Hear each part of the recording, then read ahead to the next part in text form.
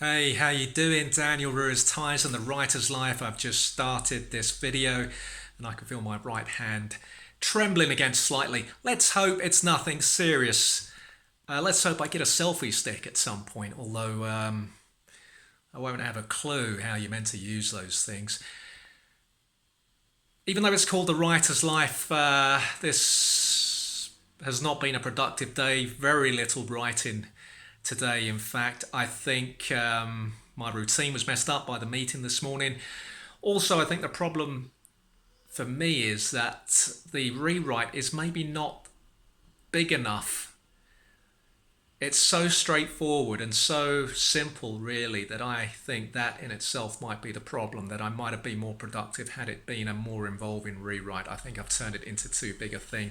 I'm keen to finish it this month. I'm not sure I will now, but I'm keen to finish it this month because I really do feel I need a little writing break. It was a really full-on and very productive year up until about late June, early July, I think, and then I kind of mentally down tools. So tomorrow needs to be better. I've just got back from my aunt's about an hour ago. Rang the doorbell 3 times. She can't hear the doorbell because she's always got the TV on so loud. She's watching her Spanish soaps, which are absolutely dreadful.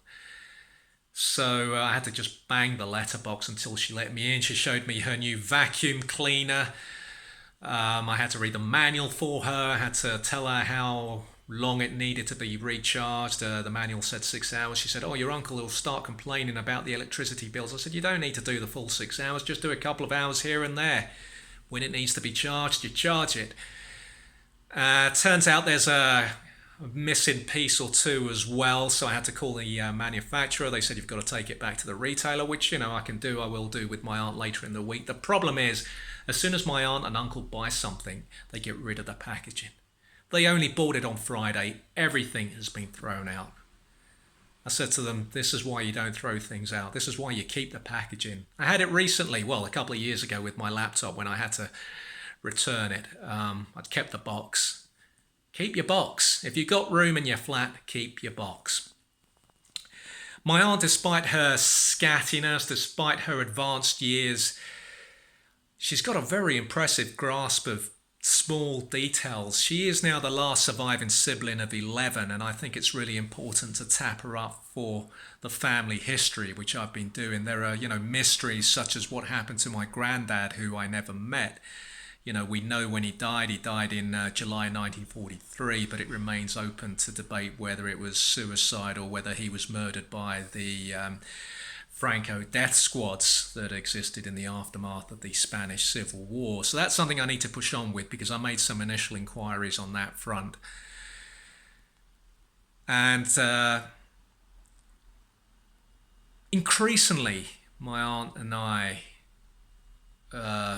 asking each other questions about my mum's passing 20 years ago. We both have little gaps in our knowledge, and for me, well, for my aunt, she asked me a couple of weeks back how was my mum carried out of the building because we lived on the top floor, and I honestly couldn't remember. And it's weird that, but I couldn't remember. I remember that I went into the ambulance first. I remembered that the last time I saw my mum was at the A&E as they took her out of the ambulance, and she was under a red waffle blanket and unconscious as she was at home. Or, I personally always felt that she had passed away at home, but I think legally they can't say that because it then becomes something else. So I wasn't really able to help my aunt with that. And what I wanted to know, what I was curious about was I couldn't remember whether it was raining that day or not. And my aunt said, "No, it wasn't raining." I said, "Well, how do you know?" She said, "Well, I was having my perm done that day when your uncle called." No, he didn't call, actually. This is my aunt didn't have a mobile back then. She's got about 4 mobiles now, but she didn't have a mobile back then. She was having her perm done that day, and then she went home, and then my uncle, who I'd spoken to, had to tell her the bad news. So, she can remember little things like this, which I find very helpful. And this particular time of year, August is the month that my dad went missing, and you think you're a normal person, you're living a normal life, you think that these things don't happen to other people. And this is something that I've, covered extensively in my work, notably The Letter, which aired on Resonance back in 2013. And I've written about this, but this detail I'm about to give you is something that if I remembered it, I'd quickly forgotten it because it wasn't even mentioned in my series, The Letter. I remember lots of other little details, but not this. Now, the search for my dad escalated significantly. I was pretty slow that month. Well, at that particular time, I was on happy pills for the first time, and they left me feeling euphoric. So it was a very strange thing. On the one hand, my dad has disappeared. On the other hand, I'm feeling great. I'm feeling ridiculously happy for no real reason, because up until I started taking those pills, I'd been grieving. So my family had got on my case, understandably, about pushing on the search for my dad. The first thing to do was to search his flat, which was at Mayflower, which was a very unusual flat because it was bedsits, and my dad had 2 rooms in the end. When he moved out of our flat in 1991, our bedsit, he moved downstairs and became our Kramer-like neighbour. He took 2 rooms that were not connected. On the first floor was the kitchen, which was by the communal loo. And on the next floor was his bedroom.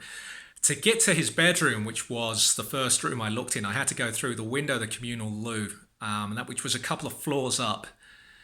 And I had a friend's dad helping me with that, pushing me through this window, tiny window. And I don't know how I got to the ledge of my, the window ledge to my dad's room, because, it was dangerous. But it's amazing what you can do when you have to do it. At no other point would I have been able to do that. And I remember I got into my dad's room, and my dad had this habit, which was typical of him, that every morning when he got up, he would completely dismantle the bed and take the mattress off the bed and air the mattress. He was obsessed with airing things. So the room, when I went into it, looked like it had been broken into. And my friend and his dad were on the other side of that room, knocking on the door, trying to see if everything was okay, because of course I didn't know what I was going to see in there. I didn't know if my dad was in there. I didn't know if it was another situation like when I found my mum. And I remember preparing myself mentally for that. My embarrassment was that, oh God, if I let these guys in, they're going to see the state of my dad's room, because my dad was a very clean guy. But you wouldn't have thought that from looking at his rooms, because there was just clutter everywhere. But he was obsessively clean, more clean than me, and I am obsessively clean. So the next thing to do was get into his kitchen, which involved getting a ladder, which the downstairs neighbour helped me with. And I got into his room, and I said to my aunt the other day, and this is, given I starred in seminal US cop show Kid Cop for 12 years from 1980 to 1992, and was well versed in how to carry an investigation, it suddenly bothered me after, what is it now, 17 years now this year, that when I went into my dad's kitchen, one of the easiest things to do to have kind of gauged how long he'd been missing was to have looked into his fridge. And I didn't look in his fridge. It was a really, really strange thing. I remember trying to look for the phone I'd given him to see if he'd taken his phone with him. And, the signs, it was clear that something had happened. He'd left his money behind, his wallet behind. It was clear something had gone wrong. But I hadn't looked in the fridge. And I said this to my aunt. And my aunt said, yeah, but you noted the chicken.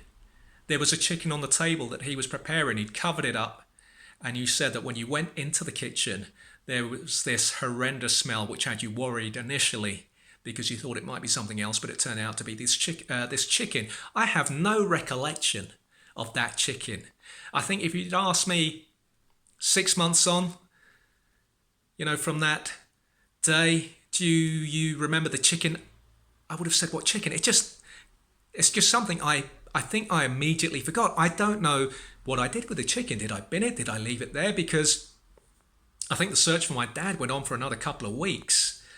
So I'm assuming I removed the chicken. I have no recollection of doing so, but surely I wouldn't have left the chicken in there in the summer for another couple of weeks. Subscribe if you've enjoyed this video. Share it if you can. You know, I'd like to see this channel grow. Hopefully my day tomorrow will be more productive. Hopefully your day today has been productive. Enjoy your evening.